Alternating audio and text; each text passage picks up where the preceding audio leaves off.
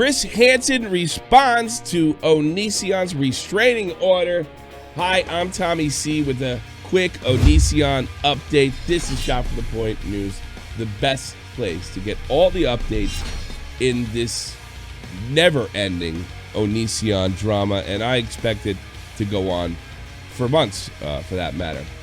To my fans, especially my podcasts that have been in this channel for a long time, for all the incarnations, I expect Onision news to slow down this weekend, and you could look forward to some different videos. I've added some people to my news team where we can find other social media stories and maybe even go on beyond that sphere. So look for this weekend for some different topics if you need a break from Onision. But that being said, Chris Hansen made a statement, on Twitter. It's funny. This is good. I had to upload. You may have heard that Onision, a.k.a. Gregory Jackson, a.k.a. James Jackson, put together a little legal complaint on his own, didn't use any lawyers, and marched it off to the local courthouse near his home in Washington State. He filed it. He apparently claims that another YouTube streamer, Repsion, and I have been mean to him. He wants a personal protection order. Good luck with that. My lawyers, including Mike Morse, have looked at it and they're unconcerned.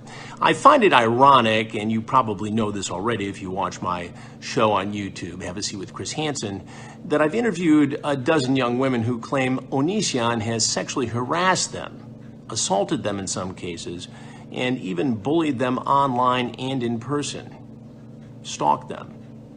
There's more to come on that and some other very disturbing things that I found out about what goes on inside his home in Washington State. I'll be reporting on that very soon on Have a Seat with Chris Hansen. If you want to take a look at what this guy is partially about, listen to the 911 tape from when I knocked on his door a few days ago. That's also on my YouTube channel, Have a Seat with Chris Hansen. Stay tuned, much more to come.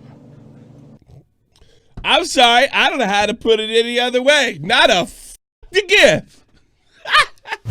No, I don't. Yeah, this is what I expected when I uploaded yesterday. I expected Chris to not give a crap. Now, initially, we thought this was a civil lawsuit. And then when we found it was just a restraining order, well, that changes things dramatically.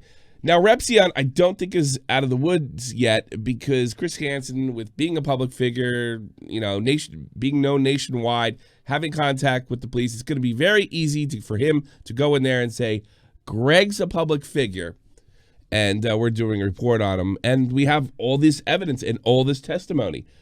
Reps, on the other hand, is not a household name. So the judge might look at him as a stalker and not somebody who's doing journalism on Greg Onision. I doubt very much that he's ever been to his house. I would hope that Chris Hansen would give at least some very good advice to Repsion on how to handle this. There's more good news too. I don't think this will be very expensive for Repsion. I don't think he makes much more money than I do. And so, I mean, that was a big concern. But he's probably going to need some help from the public. And once that gets all straightened out after the court appearance, I think I want to raise money for him, at least on my podcast, for my podcast. Once I understand the expenses that he's incurred, I definitely want to raise money for him because, guys, it basically comes down to end of this. For people that don't donate to YouTubers and don't participate in that way. By the way, there's nothing wrong with that. If you want the kind of coverage from YouTube or from YouTubers, when they incur, frivolous lawsuits and people using the copyright system, or in this case, people using orders of protection to silence them, we need your help. And Repsion, I think, is going to need the help. But the good news is, look, this is not like a major lawsuit, and this is the way it goes in the States. We don't have in Europe here we have loser pays.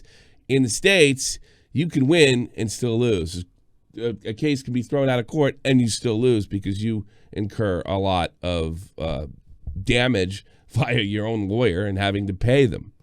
And to keep yourself either out of jail or being financially ruined. You get financially ruined. Happens a lot. It's a real problem with the American system. Loser pays would take care of that, but I doubt that the lawyers who are the politicians, in a lot of cases, the presidents of our country, would ever want to change this racket. They have. Europe has actually tried to fix it.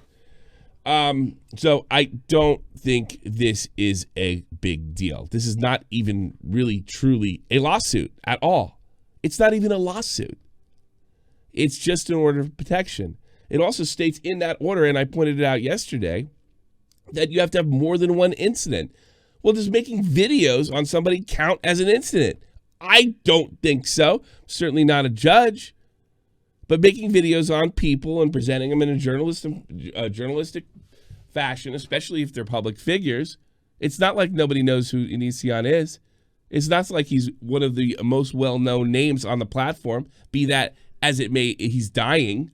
His channel's dying. His fame has dimmed. Like, are you kidding me? I mean, you can take somebody's First Amendment right to report in a public figure through a restraining order when they've never set foot in your house, when they've never said anything to you. Are you outrageous? Is that? I mean, are you out of your mind? That is outrageous. I can't get my head around it. And that being said for Chris Hansen. You can't have a team of reporters or cameramen. You can't knock on a door. You can't ask a question, even after you've left when you've been told to leave. Are you out of your mind? I mean, these are First Amendment protections for both people. You know, Restraining was sending private emails that he's going to get him and his kids. That's harassment. Not making videos.